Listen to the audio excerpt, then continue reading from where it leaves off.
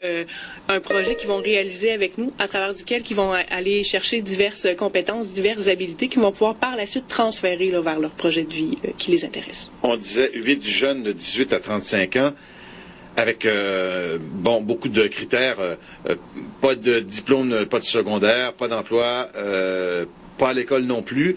Ça risque de faire pas mal de monde. Comment vous allez faire le tri, Joanie Dubé? Donc, c'est certain qu'on va passer des entrevues. On prend des CV jusqu'au 19 mars. Donc, vous pouvez venir en tout temps au Carrefour Jeunesse Emploi, venir porter votre CV ou nous le faire parvenir par courriel. La question qu'on peut se poser, pourquoi il faut passer par le Honduras pour relancer son processus de formation? Donc, au niveau du Honduras, pour quelle raison on a choisi cette destination-là? On voulait aller vers l'Amérique centrale, étant donné que c'est un pays où l'accueil est très chalereuse. Et au niveau du choc culturel, c'était moins intense que l'Afrique pour nos jeunes. Oui. Et ça a donné comme ça. On voulait partir avec Mar et Monde. Et étant donné que c'est vraiment une organisation qui est quand même dure depuis quelques années. Donc, ils ont beaucoup d'expérience à nous transmettre. Et ensuite, le Honduras, bien sûr, il faut apprendre une langue qui est l'espagnol. Et ça donne en plus que notre prof d'espagnol, elle a passé 20 ans au Honduras. Ah bon? Donc, elle va pouvoir nous amener au niveau culturel aussi. Elle va être prof de langue et prof de choc culturel. Tout à fait. Et puis, Mère et Monde, à quoi vous avez fait allusion? Là, c'est pas du tout l'émission qu'on entend ici samedi matin. Là, c'est un organisme de coopération, c'est quoi? Oui, de coopération internationale. Donc, il amène plusieurs groupes par année, soit au Honduras ou au Sénégal.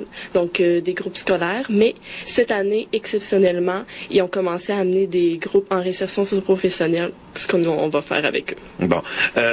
Caroline Desgagnés, il y a donc cette sélection de 8 personnes qui feront le voyage. Une fois que ce sera fait, qu'est-ce qui va se passer ensuite? Ben, c'est les semaines de préparation pré-départ qui vont commencer. Donc, une formation qui est axée sur le développement des habiletés sociales, puis le développement le développement personnel des individus. Là, on peut parler de divers thèmes, d'apprendre à communiquer avec les gens, d'avoir une bonne hygiène de vie, de bien gérer son budget, gérer ses émotions, la confiance en soi et tous ces thèmes-là, et bien plus encore. Il va y avoir un 54 heures de cours d'espagnol, puis tout un processus d'orientation professionnelle. Donc, une rencontre avec un conseiller en orientation afin de définir vers quel domaine on veut aller, soit aux études ou sur le marché du travail, qu'est-ce qui nous allume. Par la suite, aussi une formation avec Mère et Monde, l'organisme de coopération avec lequel on part, par rapport à l'échange interculturel. Mm-hmm. Par la suite, la réalisation du projet, donc qui va être pour les jeunes. Les jeunes vont être responsables du succès de ce projet-là. Donc, ils vont acquérir diverses compétences, diverses habiletés à travers tout ça. Puis c'est de ce levier-là qu'on va servir au retour pour intégrer tout ça, puis transférer ça aussi dans leur projet de vie, là, soit en retour aux études ou sur le marché de l'emploi. Et donc, un séjour au Honduras de combien de temps? 3 semaines. 3 semaines au Honduras des 2 dernières semaines de juin et la première semaine de juillet. On va aller là-bas au Honduras, tout près de la capitale, dans une communauté rurale autour de Tegucigalpa. Oui. Puis on va apporter notre aide, dans le fond, à la réalisation de travaux agricoles, de plantation de café ou des travaux de rénovation à une communauté qui est dans le besoin. Et le projet, durée totale? Durée totale de 17 semaines. D'accord.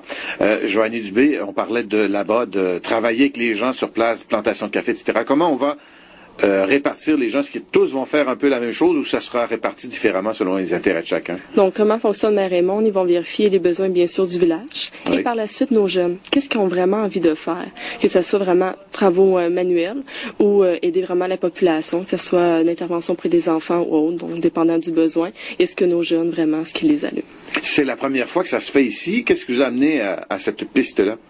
C'est sûr que nous, on avait en tête de monter un projet pour le Carrefour Jeunesse Emploi, et étant donné que ça s'avait jamais fait à l'international et que le projet, finalement, avec les offices jeunesse internationaux du Québec et Emploi Québec ont une entente ensemble au niveau du financement, on s'est dit pourquoi pas, donc on a décidé de monter le projet pour une première fois à Rimouski. Oui, et ça a été long de préparer tout ça?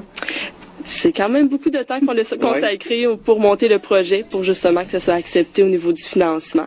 Donc maintenant, c'est accepté. Donc maintenant, on est rendu au recrutement. pour nos 8 jeunes. Parce qu'on parle beaucoup de ce que vont faire, mais parlons de ce que vous avez fait aussi, Caroline Desgagnés.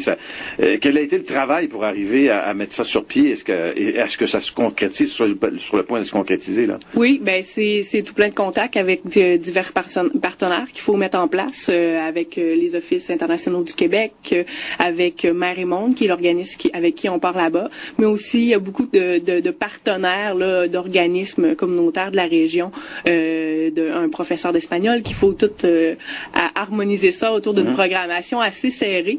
Donc c'est la préparation de tout ça, la définition d'objectifs, tout ça qui s'est fait là durant les derniers mois là. Puis on est prêt à lancer le projet là. Bon, alors là les gens qui entendent ça, qui sont dans ceux qu'on vise là, c'est-à-dire 18-35 ans, qui vont pas à l'école, qui n'ont pas de diplôme de post-secondaire, qui n'ont pas d'emploi, ils font quoi là pour se lancer dans votre projet? Donc bien sûr, ils amènent leur CV au Carrefour Jeunesse Emploi, soit en personne, soit sur notre site internet, soit par courriel. C'est de manière qu'ils sont le plus à l'aise avant le 19 mars. Oui. Et donc, puis, oui, oui, notre site internet www.cjern CJE-RN.QC.ca.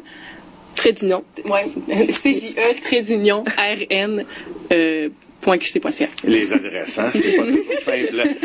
Et là, je suis sûr qu'il y en a qui trépignent d'impatience et se disent, oui, mais quand est-ce que ça commence, là? Quand est-ce qu'on va savoir si on a été choisi ou non? Ben, nous, on recueille les CV jusqu'au 19 mars. Oui. La semaine suivante, il y a des entrevues individuelles avec les jeunes, puis le projet débute le 2 avril. Et puis, êtes-vous aussi impatiente que les candidats? Tout à fait, sinon plus. Ah oui. Vous avez un contact quelconque avec le Honduras pour vous lancer là-dedans? Ou?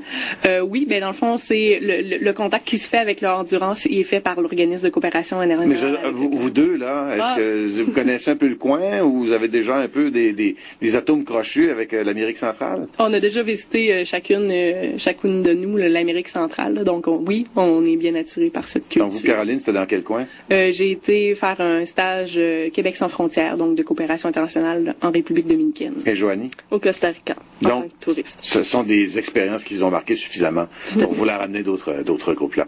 Alors, Caroline Desgagnés, Joanie Dubé, chargée de projet toutes les deux et accompagnatrice pour le projet Destination Honduras. Merci beaucoup et bonne chance. Merci. Au revoir.